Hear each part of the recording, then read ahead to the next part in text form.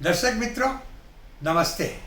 मैं doctor Sudhir Shah advocate आप सबका visa window Hindi series part 22 में स्वागत करता हूँ। पिछले एपिसोड में मैंने आपको F1 स्टूडेंट वीज़ा के लिए जानकारी दी थी, M1 स्टूडेंट वीज़ा के लिए जानकारी दी थी। अब जो अमेरिका में कुछ पढ़ने जाना चाहते हैं, कुछ ट्रेनिंग लेने जाना चाहते हैं, वो लोग के लिए एक और J1 वीज़ा भी है। J1 वीज़ा के ऊपर आप अमेरिका की कोई इंस्टीट्यूशन में, कोई हॉस्पिटल में, कोई फैक्ट्री में तालीम लेने जा सकते हैं। वो सब इंस्टीट्यूशन, हॉस्पिटल, फैक्ट्रीज और अमेरिकन गवर्नमेंट से रिकग्नाइज होनी चाहिए और उनको आपको अपने वहाँ बुलाने के लिए फॉर्म DS 2019 देने की इजाज़त होनी चाहिए। अगर आपको फॉर्म DS 2019 भेजा है किसी ने अमेरिका से, तो आप वो इंस्टीट्यूशन में, वो हॉस्पिटल में काम करने जा सकते हैं। ज़्यादातर लोग इंडिया से जो डॉक्टर्स होते हैं वो वहाँ के हॉस्पिटल में ट्रेनिंग लेने के लिए, जिसके बाद वो वहाँ डिग्री प्राप्त कर सकते हैं और वहाँ रह के प्रैक्टिस कर सकते हैं, तो वो लोग J1 वीज़ा के ऊपर जाते हैं। अच्छा, ये J1 वीज़ा के ऊपर अगर डॉक्टर जाए या और कोई भी लोग जाते हैं, तो ये J1 वीज़ा क्या है? ये जो प्रोग्राम रहता है उसमें जो तालीम लेने के लिए परदेसी विद्यार्थी अमेरिका जाते हैं, तो उनको कुछ स्टिपेंड भी दिया जाता है। और ये जो ट्रेनिंग का जो खर्चा आता है वो अमेरिकन गवर्नमेंट और इंडियन गवर्नमेंट या जो भी देश का विद्यार्थी जाता है वो गवर्नमेंट शेयर करती है।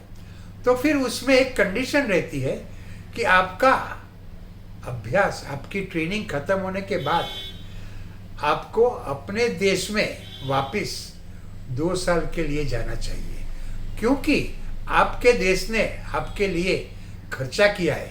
आप अमेरिका में ट्रेनिंग ले सको, इसलिए आपके देश ने खर्चा किया है, तो आपको अपने देश को वो लाभ देना चाहिए।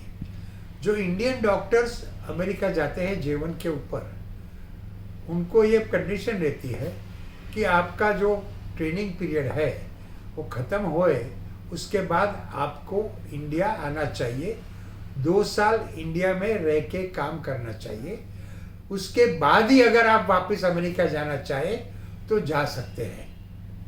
और वो 2 साल के दरमियान वो कोई भी प्रकार के नॉन इमिग्रेंट या इमिग्रेंट वीज़ा के ऊपर अमेरिका जा नहीं सकते हैं।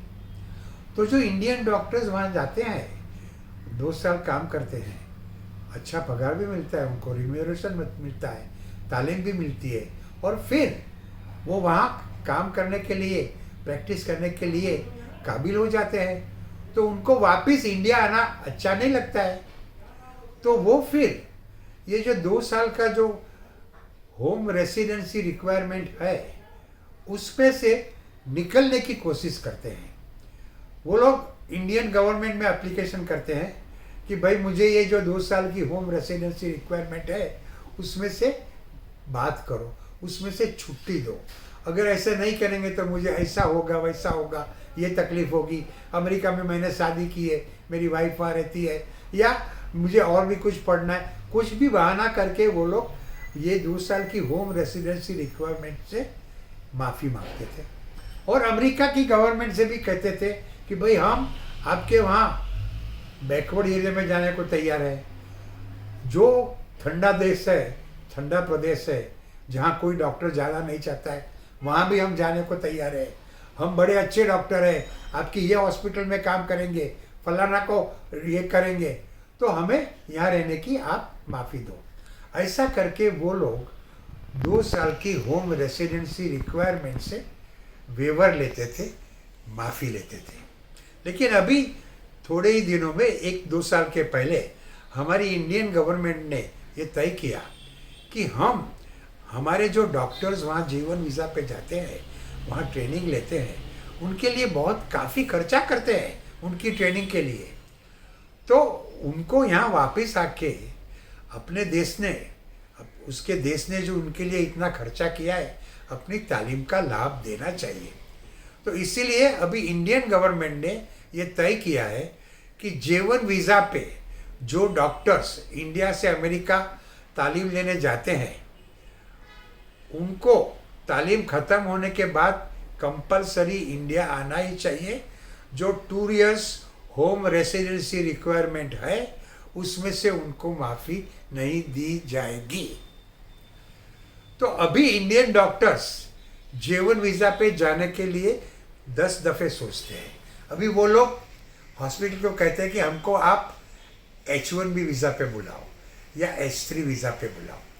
तो दर्शक मित्रों, J1 वीज़ा एक प्रकार के ट्रेनिंग वीज़ा है, जिसके ऊपर आप अमेरिका जाके आप जो कोई भी विषय में आपने तालीम ली है, डिग्री हासिल की है, उसमें आप वहाँ प्रैक्टिकल ट्रेनिंग ले सकते हैं। डॉक्टरों के अलावा बहुत सारे इंडियन कैटरिंग कॉलेज में जिन्होंने अभ्यास किया है, वो लोग भी J1 वीज़ा पे अमेरिका की अलग अलग होटल्स, रेस्टोरेंट, रिसोर्ट्स में ट्रेनिंग लेने जाते हैं।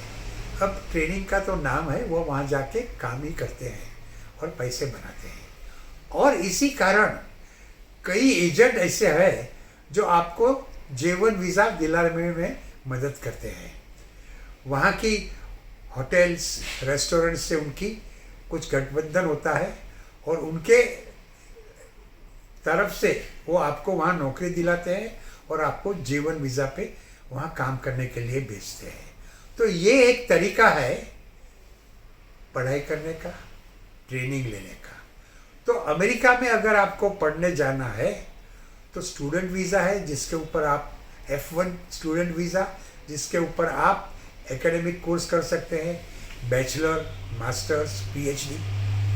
दूसरा M1 वीज़ा है, जिसके ऊपर आप नॉन एकेडमिक कोर्स कर सकते हैं, जैसे कि फ्लाइंग इंस्टीट्यूशन में जा सकते हैं, कैटरिंग कॉलेज में जा सकते हैं, फैशन डिज़ाइनिंग के कॉलेज में जा सकते हैं, जिसका कोई डिग्री नहीं होता है, खाली डिप्लोमा सर्टिफिकेट देते हैं, एक्टिंग के क्लासेस ज्वाइन कर सकते हैं। और एक J1 वीज़ा है, जिसके ऊपर आप अमेरिका जाके वहाँ तालीम ले सकते हैं और वो तालीम के दरमियान आपको कुछ रिम्यूनरेशन भी प्राप्त होता है। तो ये 3 प्रकार के वीज़ा है स्टूडेंटों के लिए तालीम लेने के लिए।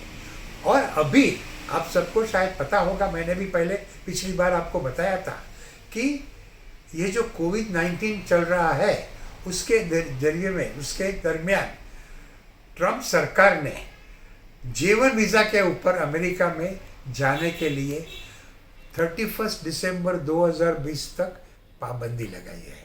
तो आप अभी अमेरिका में J1 वीज़ा के ऊपर जा नहीं सकेंगे। तो इसलिए मैं आज आपको ये J1 वीज़ा के बारे में ज़्यादा डिटेल में जानकारी नहीं देता हूँ। फिर आगे चल के जब ये पाबंदी दूर होगी, तभी मैं आपको फिर से J1 वीज़ा के बारे में डिटेल में इन डेप्थ जानकारी दूंगा। और तब तक आपको अगर अमेरिका के कोई भी वीज़ा के लिए जानकारी चाहिए, अगर आपको कनाडा जाना है और उसके वीज़ा के लिए, उसके PR के लिए कोई जानकारी चाहिए, तो टेंशन मत लेना, मैं हूं ना। नमस्ते, जय हिंद।